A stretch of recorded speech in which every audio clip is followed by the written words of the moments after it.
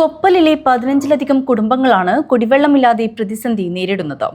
കഠിനമായ ചൂടിൽ കുട്ടികളടക്കം ദുരിതമനുഭവിക്കുകയാണ്. വിഷയത്തിൽ അടിയന്തര ഇടപെടൽ വേണമെന്നാണ് ആവശ്യം.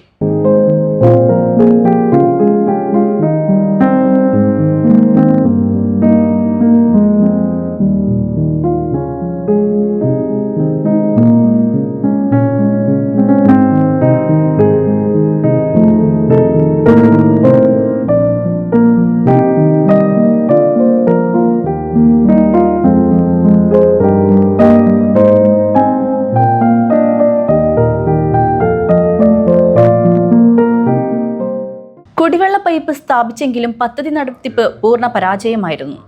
പിന്നോക്ക ജനവിഭാഗങ്ങൾ താമസിക്കുന്ന പ്രദേശം കൂടിയാണിത്.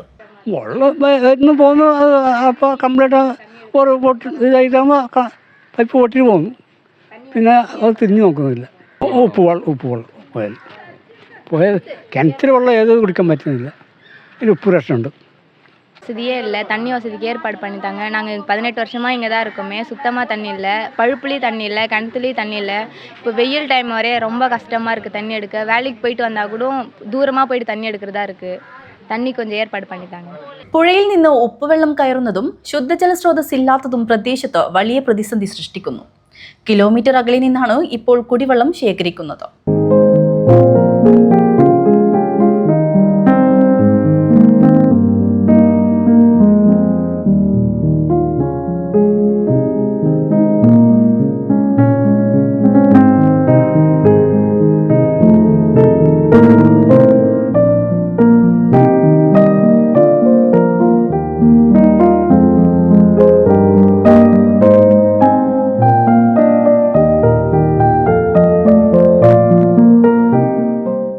കുടിവെള്ളം കിട്ടാതായതോടെ പലരും താമസം താൽക്കാലികമായി മാറ്റിയിരിക്കുകയാണ്.